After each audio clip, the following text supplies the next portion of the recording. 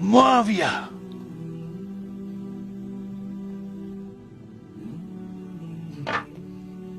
तुम्हें 2 लिबास और पेट भर के खाने से ज्यादा क्या चाहिए? अम्वाले गनीमत खलीफा और उनके मुतवल्लियों के पास क्या कर रहा है? अपनी जाती सरवत की तरक्की, इस भूखी उम्मत की खुशहाली या आबादी के लिए खर्च हो रहा है? हदीस है, नबी सल्लल्लाहु अलैहि वसल्लम ने इरशाद फरमाया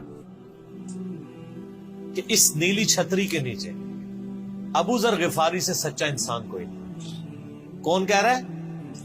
नबी सल्लल्लाहु अलैहि वसल्लम, जो खुद सादिक और अमीन।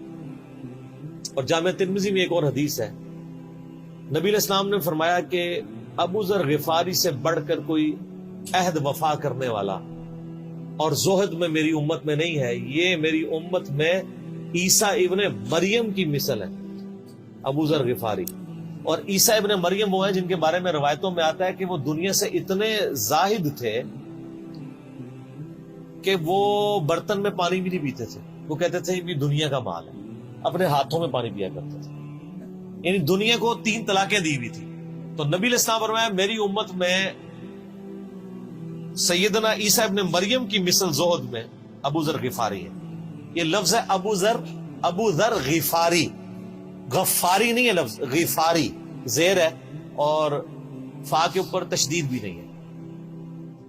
तो अबू जर गिफारी रज़ियल्लाहु तआला अन्हु अलैहिस्सलाम नबी अलैहिस्सलाम के लाडले असहाब में से थे।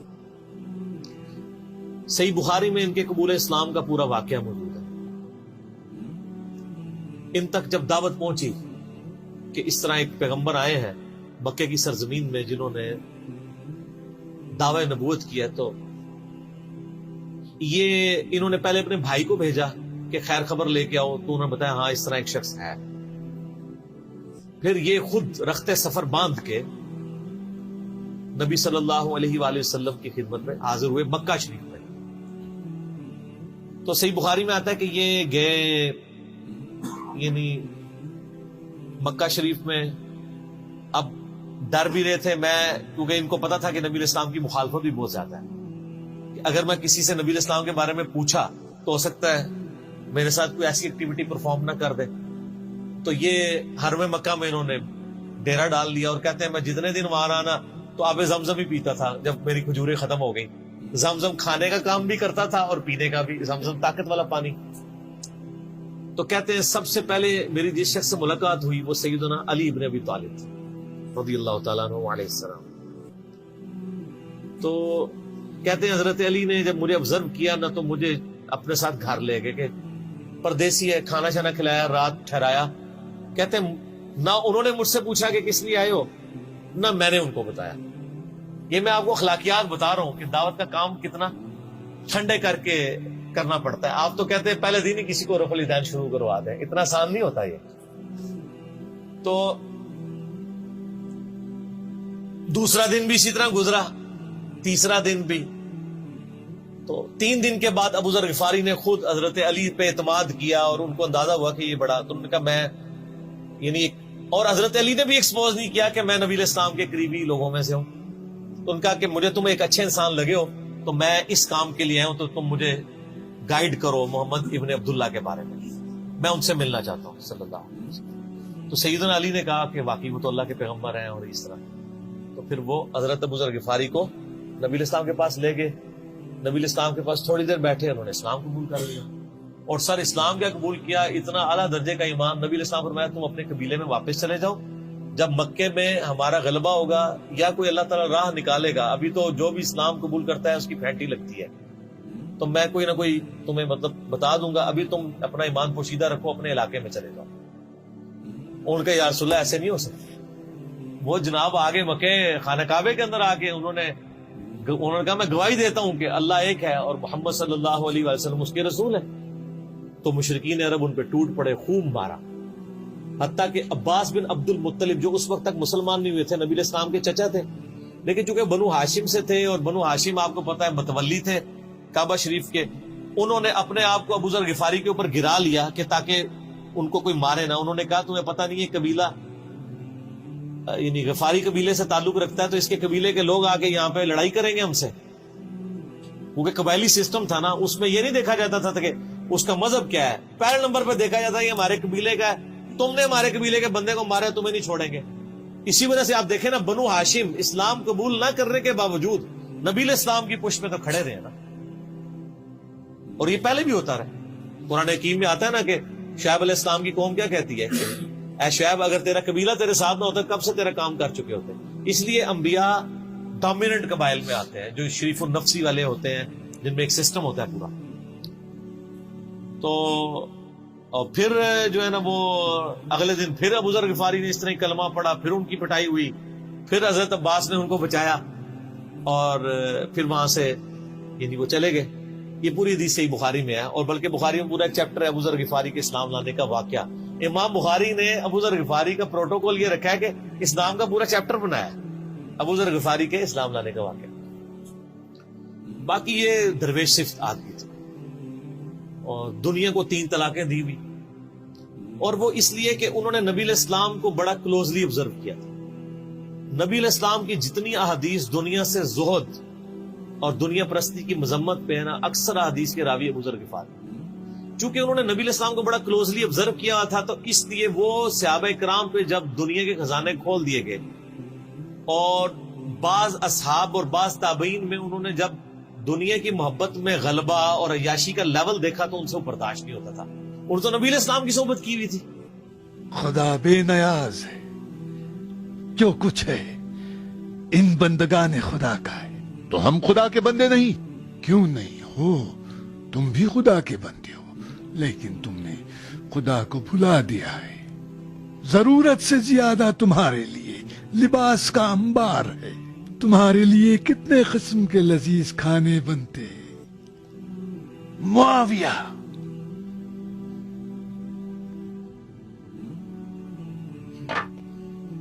تمہیں 2 لباس اور پیٹ بھر کے کھانے سے زیادہ کیا چاہیے؟ اموال غنیمت خلیفہ اور ان کے متولیوں کے پاس کیا کر رہا ہے؟ اپنی ذاتی ثروت کی ترقی، اس بھوکی امت کی خوشحالی یا آبادی کے لیے خرچ ہو رہا ہے؟ وہ کہتے تھے یہ دیکھو یار، ہم لوگ تو فاقے کرتے تھے، اور ہمارا پیغمبر ہمیں یہاں تک تعلیمات دیتا تھا کہ اے اللہ محمد اور آل محمد کو بس اتنا ہی رزق دینا کہ روح اور جسم کا رشتہ برقرار رہے۔ یہ حدیث بخاری و مسلم میں ہے، اور بخاری و مسلم میں حدیث ہے حضرت عمر کو نبی علیہ السلام نے ڈانٹتے ہوئے کہا، جب وہ چٹائی کے نشان دیکھے، ان کا یا رسول اللہ رو پڑے کہ کیسر و کسرا تو دنیا کے مزے لوٹ رہے ہیں اور آپ اللہ کے نبی، تو آپ فرمایا کہ تم اس پہ خوش نہیں کہ وہ دنیا کے مزے لوٹیں اور تم آخرت کی سعادت لوٹو؟ اور لگتا ہے عمر تم پہ دنیا کی حقیقت آج بھی نہیں کھلی۔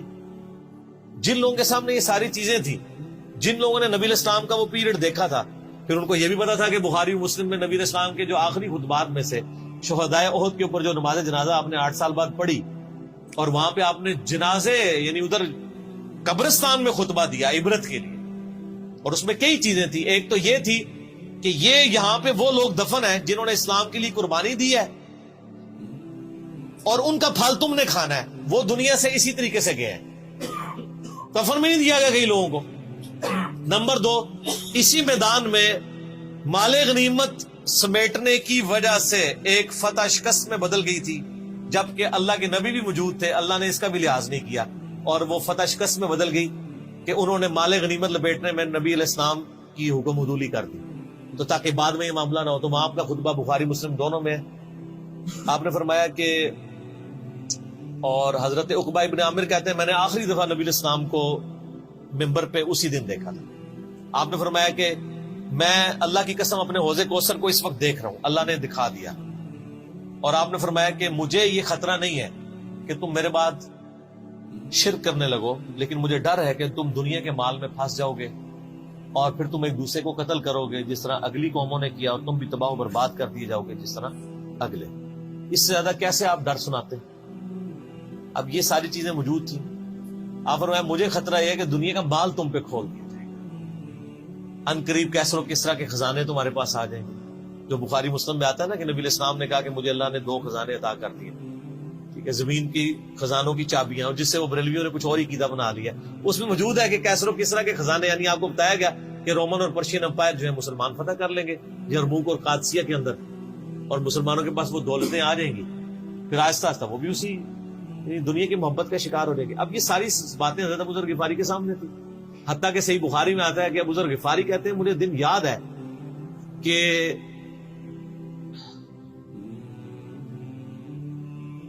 نبی علیہ السلام نے فرمایا کہ ابو ذر وہ احد پہاڑ دیکھ رہے, تو کہتے ہیں میں نے احد پہاڑ کی طرف دیکھا اور میں یہ سوچ رہا تھا کہ ابھی مجھے آپ کسی کام کے سلسلے میں وہاں بھیجیں گے.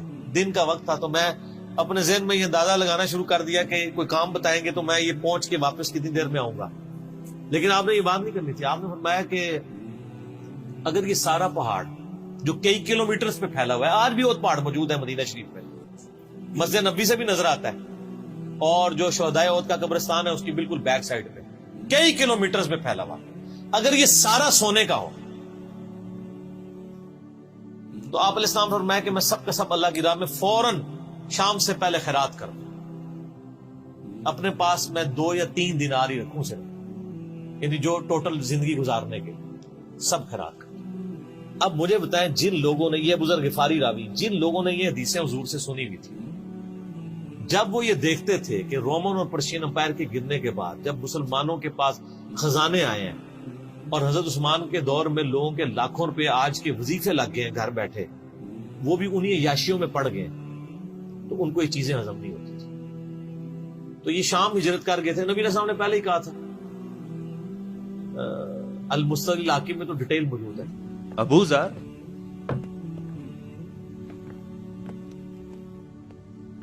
آخر تم کون ہو؟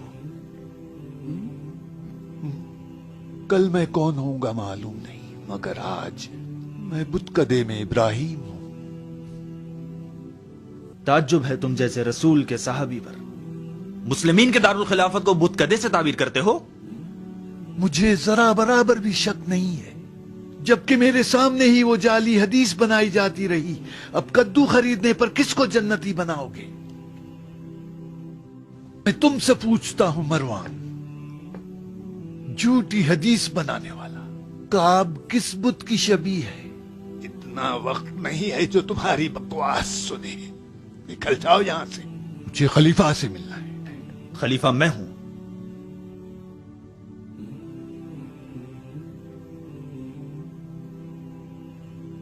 پھر تو میں تم پر فاتحہ پڑھ کے جاؤں گا. کان کھول کے سن غفاری دیوانے, پھر کبھی اگر سنا کہ تم نے کوئی فتویٰ دیا ہے تو تمہاری زبان کھینچ لوں گا. جاؤ دفع ہو جاؤ. یہاں پہ میں آپ کو ضمن بتا دوں, اکثر لوگ صحابہ کرام کے حالات و واقعات کے بارے میں پوچھتے ہیں, مطلب پوری زندگیاں لگ جائیں تو وہ واقعات بیان کرتا رہے انسان, ختم نہیں ہوتا. اس میں 3 بڑی کتابیں ہیں جو یعنی اہل سنت کے ائمہ نے لکھی ہیں. اس میں جو ٹاپ آف دا لسٹ کتاب ہے وہ ہے اسد الغابہ. امام ابن اثیر المتوفا 630 ہجری نے 8000 صحابہ کے حالات و واقعات جمع کیے ہیں اس کے. یہ اردو میں ترجمہ ہو چکا ہے شرح کے ساتھ. اس کی شرح لکھی ہے الاصابہ امام ابن حجر اسقلانی نے, المتوفا 852 ہجری. 8000 صحابہ کے حالات و واقعات, یہ سب سے بڑا ذخیرہ ہے ہمارے پاس. اسد الغابہ کی شرح الاصابہ, اور ایک اور کتاب ہے امام ابن عبد البر المتوفا 463 ہجری الاستیاب, ان کی کتاب ہے. وہ ابھی اردو میں ٹرانسلیٹ نہیں ہوئی ہے. اور اس کے علاوہ فضائل صحابہ جو چیپٹر ہیں بخاری میں, مسلم میں, وہ آپ کو چند ایک واقعات ملیں گے. ڈیٹیلڈ آپ کو المستدرک للحاکم میں جو 4تھی اور 5ویں جلد ہے نا, جو اردو ترجمے والی بریلویوں نے چھاپی ہے, وہ تو ساری ہے ہی صحابہ کرام کے بارے میں, اور ڈیٹیلڈ حالات ہیں. ابو ذر غفاری کے بارے میں بھی آپ کو آلموسٹ جتنی میں حدیثیں بیان کر رہا ہوں آپ کو مل جائیں گی. اس میں یہ حدیث نبی علیہ السلام نے, یعنی یہ حدیث ہے المستدرک للحاکم میں صحیح سند سے, کہ فرمایا آپ علیہ السلام نے کہ ابو ذر تیرا کیا حال ہوگا جب تو بھوسا لوگوں میں رہ جائے گا. اور آپ نے یوں انگلیاں ڈالی. اور ابو ذر غفاری کا انتقال 32 ہجری میں ہوا ہے حضرت عثمان کے دور. یہ بات عبداللہ بن عمر بن عاص کے بارے میں نہیں کہی تھی؟ وہ بھی ہے, وہ تو صحیح بخاری میں ہے. عبداللہ بن عمر بن عاص کو نبی علیہ السلام نے فرمایا تھا کہ تو بھوسا لوگوں میں رہ جائے گا. سیم الفاظ حضرت ابو ذر غفاری کے بارے میں حاکم میں ہے. آپ مستدرک الحاکم کا چیپٹر کھولیں. وہ تو یزید کے دور تک گئے تھے نا, یہ حضرت عثمان غنی کے دور میں بہت ہوئے. यानी उस्मान गनी बुरे नहीं थे नऊजुबिल्लाह, यानी उनके दौर में अय्याशी का लेवल लोगों का ये हो गया था। तो ये यानी उसमें फिर हदीस में अल्फाज है, नबी इस्लाम से फिर उन्होंने कहा या रसूल अल्लाह मैं क्या करूं, तलवार उठा लूं? आप फरमाया सब्र करना और अपनी जुबान से तुम हक बात की तलकीन करते रहना, फिर आपको हाकिम में मिलेगा। नबी इस्लाम फरमाया कि अनकरीब तुम्हें मदीने से निकाल दिया जाएगा, शाम चले जाओगे वहां से भी निकाल दिया जाएगा। और सर एक बड़ी दर्दनाक हदीस अबू ज़र गिफारी के पास, वो हाकिम में ही है, अल मुस्तदिल हाकिम में। हाँ, गज़वा तबूक आपको पता है एक ऐसा गज़वा था जिसमें जो शिरकत नहीं करेगा वो मुनाफिक डिक्लेयर होगा, कुरान में फतवा आ गया था। इससे पहले कभी नफीर आम नहीं थी, ये पहला और आखिरी मौका था, क्योंकि रोमन एम्पायर से टकराना था, सुपर पावर थी दुनिया की, 1.5 लाख की फौज लेके कैसरे रोम बॉर्डर पे आ गया था अरब के। तो नबी इस्लाम ने अनाउंसमेंट की कि भाई अब सबने जाना है, जो नहीं जाएगा मुनाफिक शुमार होगा, इल्ला ये कि किसी के पास रिसोर्सेज ना हो, या कोई मरीज हो, या कोई औरत हो, या कोई माजूर हो। मुनाफिकीन आके बहाने कर रहे थे, कुछ सादा लोग मुसलमान भी उसका हिस्सा बन गए। बुखारी मुस्लिम में 3 असहाब की तौबा का वाकया भी मौजूद है, वो भी मेरी वीडियो रिकॉर्डेड है। तो काब बिन मालिक की रज़ियल्लाहु ताला अन्हु अलैहि सलाम, कुछ लोग जो है वो यानी अपने उन मामलात की वजह से कुछ पीछे भी रह गए। तो अल मुस्तदिल हाकिम में आता है कि सहाबा किराम कहते हैं कि हम नबी इस्लाम के साथ सफर पे निकले ना जब, तो नबी इस्लाम को आगे कोई बताता था, कहता था या रसूल अल्लाह वो जो फलां बंदा था ना वो भी कोई नहीं आया, पीछे रह गया। तो आप इस्लाम परवाह नहीं करते थे। फिर बताया गया या रसूल अल्लाह वो भी कोई नहीं, यानी जेड़े नारे मारते सन ऊंचे ऊंचे, जदों इत्थे किसी दसा जाएगा सर वो तो पक्का जड़ा यार है बेली वो भी कोई नहीं। तो हुजूर इस्लाम को लोग ना फीडबैक देते या रसूल अल्लाह वो भी गायब है, वो भी नहीं आया। अब 30,000 के लश्कर में आपने कोई रिकॉर्ड तो नहीं रखा था, रजिस्टर था, लेकिन किधर 30,000 बंदों में किधर कोई रख सकता है साहब इस तरह। या रसूल अल्लाह वो भी रह गया, वो भी। तो हुजूर इस्लाम कहते ठीक, आप फरमाते थे अल्लाह चाहेगा तो आ जाएगा, नहीं आएगा तो नहीं आएगा। तो किसी ने कहा कि वो अबू ज़र गिफारी भी पीछे रह गया, आया और अबू ज़र को उसके ऊंट ने रोक लिया। ऊंट ही नहीं उठ रहा था ना सर, वो आपको गाड़ी तो नहीं है ना जो स्टार्ट कर लेंगे आप, ऊंट चलने से इनकार करते हैं, वो कर सकता है। और सर सफर कितना है? 700 किलोमीटर, 700 किलोमीटर का रेगिस्तानी सफर आज के दौर में भी करना मुश्किल है। साइकिल पे नहीं आप कर सकते, पैदल तो आप सोच भी नहीं सकते, ऊंट के बगैर कैसे हो सकता है, जिसमें आपको ऊंट इसलिए भी जरूरी है कि उसके ऊपर आपने सामान लादना है, पानी नहीं रास्ते में पीना। रेगिस्तान में तो कई कई किलोमीटर तक कुछ भी नहीं होता, भूखे प्यासे मरेंगे। फिर आप काफले से भी जुदा हैं। तो अबू ज़र गिफारी कोशिश करते रहे किस तरीके ऊंट, इसी दौरान काफला निकल गया आगे, तो वो ऊंट उठा ही नहीं है। तो हज़रत अबू ज़र गिफारी ने अपना सामान अपनी पीठ पे ला दिया, पैदल चल पड़े रेगिस्तानी सफर। हाकिम की रिवायत है कि हमने देखा दूर से एक अकेला शख्स आ रहा जिसकी पीठ के ऊपर बोरा लदा हुआ है। तो नबी इस्लाम की आप मोहब्बत देखे, आपने फरमाया कि तू अबू ज़र हो जा, यानी जो आने वाला शख्स है तू अबू ज़र हो। यानी हुजूर ने ख्वाहिश का इजहार किया। आपको नजर तो नहीं आ रहा था ये कौन आ रहा है, आपकी मोहब्बत, आपको पता था अबू ज़र गिफारी नहीं रह सकता पीछे। तो साहबा कहते हैं आपने बताया तू अबू ज़र हो जा, तो साहबा कहते हैं थोड़ी देर बाद जब वो करीब आए तो हमने पहचान लिया अबू ज़र गिफारी हैं। तो जब हमने पहचान लिया ना, तो हुजूर इस्लाम ने उनके पहुंचने से पहले आपने फरमाया अबू ज़र को देखो अकेला आ रहा है, अकेले ही दुनिया से जाएगा और क़यामत दिन भी अकेला उठाया जाएगा। दुनिया से क्या कह रहे गए, सही बुहारी में आता है कि हज़रत उस्मान गनी रज़ियल्लाहु अन्हु के दौर में चुके। ये इस हदीस का भी कुछ हिस्सा बाकी है, मैं बाद में बयान करूं, पहले मैं इसको कंक्लूड कर लूं कि सही बुखारी में आता है कि हज़रत अबू ज़र गिफारी शाम चले गए थे, वहां पे चूंकि गवर्नर थे हज़रत मुआविया रज़ियल्लाहु तआला अन्हु, وہ قرآن کی وہ جو سورہ توبہ کی آیات ہے نا کہ جو لوگ سونا اور چاندی جوڑ کے رکھتے ہیں یہ گرم کر کے ان کی پیٹھوں پہ ان کے ماتھے کے اوپر لگایا جائے گا قیامت والے دن. تو وہ یہ آیت پڑھا کرتے تھے اور حضرت معاویہ سے ان کا جھگڑا رہتا تھا کہ تم لوگ جو یہ مال جوڑ رہے ہو نا اور یہ اتنے خزانے تم لوگوں نے بنا لیے ہیں یہ نبی علیہ السلام کی تعلیمات کے خلاف. تو حضرت معاویہ کہتے تھے یہ تو اہل کتاب کے بارے میں آیات نازل ہوئی ہیں. تو وہ کہتے تھے نہیں یہ سب کے بارے میں ہے. اب شرعی حکم یہ ہے کہ مال آپ جوڑ سکتے ہیں اگر آپ زکات دے رہے ہیں لیکن یہ پسندیدہ نہیں ہے. طریقہ نبوت یہ نہیں ہے. نبی علیہ السلام نہیں جوڑ سکتے تھے پوری زندگی زکات دینے کی نوبت نہیں آئی ہے حالانکہ خمس ملتا تھا خیرات کرتے تھے. ابو ذر غفاری کا جھگڑا یہ تھا کہ تم تو نبی کے صحاب ہو تم لوگوں کو یہ زیب ہی نہیں دیتا کہ تم لوگ اس طرح کے محلات میں رہو اور اس طرح مال جوڑو.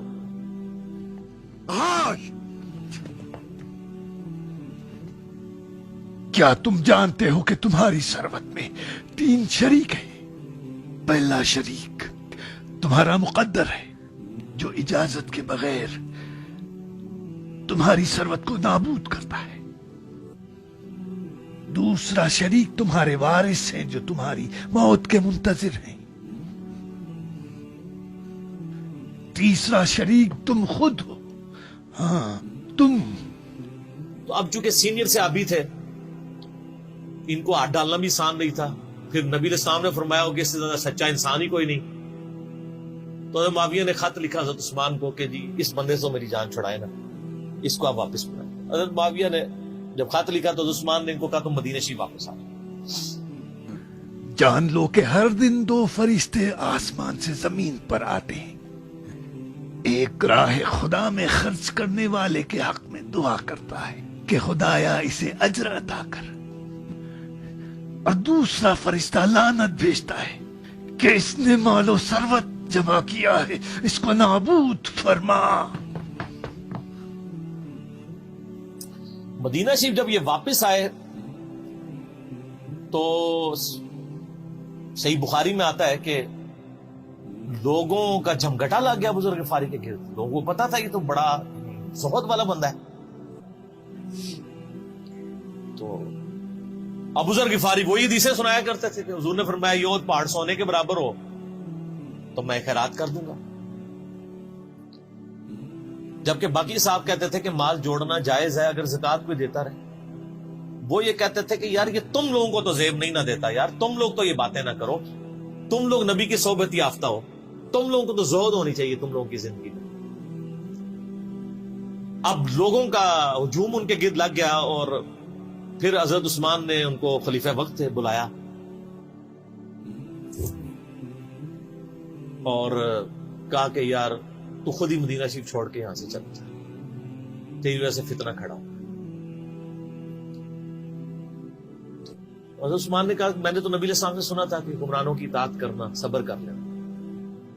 تو ایک زبدہ نامی کا ایک گاؤں تھا مدینہ شریف کے پاس شہر سے ہٹ کے تو وہ پھر وہاں پہ ہجرت کر گئے. آپ دیکھیں ریونج کیسا تھا. لوگ کتنے ڈرے ہوئے تھے کہ ابو ذر اپنی بوڑھا شخص 80-90 سال کا بابا اپنی ایک بڑھیا بیوی کو لے کے اس عمر میں شہر بدر ہو رہا ہے اکیلا. آج نہیں آپ سوچ سکتے کسی جگہ آپ اکیلے جا کے پڑاؤ کریں کسی بیابان کے اندر ریگستان کے اندر. اس زمانے میں آپ سوچ رہے آج کل بھی آپ مدینہ شریف کے گر چلے ہیں تو آپ وہاں نہیں ایک رات بھی گزار سکتے. تو کوئی شخص حضرت ابو ذر غفاری کو سی آف کرنے نہیں آیا سوائے حضرت علی کے اور وہ بھی مدینے کی باؤنڈری تک آئے. ان کو پتا تھا ان کے سٹانس کے بارے میں اور حضرت علی نے ان کو جب سی آف کیا تو کہا کہ میں چونکہ حکمران وقت کی اطاعت کا پابند ہوں میں مدینے کی باؤنڈری سے باہر نہیں جاؤں. اگر مجھے کوئی اس طرح کا یعنی حکم اجازت مل جاتی تو میں تیرے ساتھ جاتا. ایران والوں نے حضرت علی علیہ السلام کے زندگی کے آخری 10 سال کے اوپر ایک فلم بنائی ہے امام علی علیہ السلام. اس میں ابو ذر غفاری کے سارے واقعات انہوں نے فلمائے ایسے دیکھنے والے. جب مولا علی چھوڑنے آتے ہیں، پھر جو ان کی ڈیبیٹس ہوتی ہیں مدینہ شریف میں لوگوں کے ساتھ، وہ ساری انہوں نے ویڈیو میں فلما دی. پھر یہ چلے گئے وہاں پہ رہنے شروع ہو گئے. اب اس حدیث کی طرف واپس آ جائیں جو فرمایا آپ علیہ السلام نے اکیلے ہی مرے گا. تو ابو ذر غفاری، اس حاکم کی روایت میں آتا ہے ابو ذر غفاری کی موت کا وقت قریب آ گیا، صرف بیوی ہے پاس. بیوی نے رونا شروع کر دیا کہ حضرت آپ فوت ہو گئے، آپ کو کفن کون دے گا، آپ کو غسل کون دے گا، آپ کو دفنائے گا کون، میں عورت ذات کیا کر سکتی. حضرت ابو ذر نے کہا کہ نبی علیہ السلام سے میں نے سنا تھا کہ تو اکیلا مرے گا، پھر مسلمانوں کا ایک قافلہ وہاں سے گزرے گا جو تجھے کفن دے کے دفنائے گا اور جنازہ بھی پڑھے گا. تو نے فکر نہیں کرنی، جب میں مر جاؤں تو میری لاش کو چوراہے پہ رکھ دینا گزرگاہ میں، جو یعنی مدینہ کی طرف راستہ آتا تھا گاؤں ایریا سے. اللہ میرا بندوبست کر دے. وہی ہوا کہ ان کے مرنے کے بعد مسلمانوں کا ایک قافلہ دور سے آ رہا تھا. تو اسی مستقل حاکم کی حدیث میں آتا ہے کہ سر قافلہ بھی سنے پھر کون ہے، عبداللہ ابن مسعود. ابو ذر غفاری بھی زہد کے امام، ابن مسعود بھی زہد کے امام، ابو درداء بھی زہد کے امام.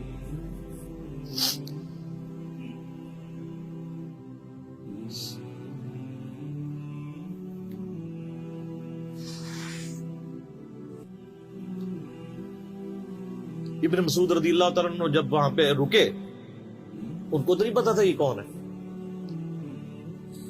تو انہوں نے کہا بی بی کیا وہ، ان کا میرا خامند مر گیا ہے. ان کا یہ کون ہے؟ تو انہوں نے کہا ابو ذر غفاری. عبداللہ ابن مسعود کی چیخ نکل گئی، چیخ ماری انہوں نے.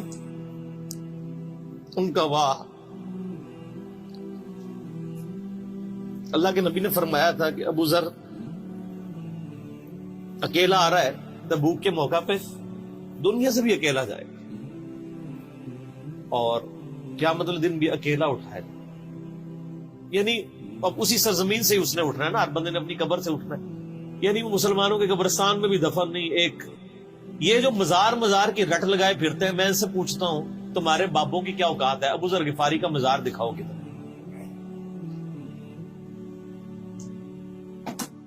جو اس روئے ارض پہ نیلی چھتری کے نیچے سچا ترین انسان جس کو اللہ کے نبی کہہ رہے ہیں، اس کا کوئی مزار نہیں ہے.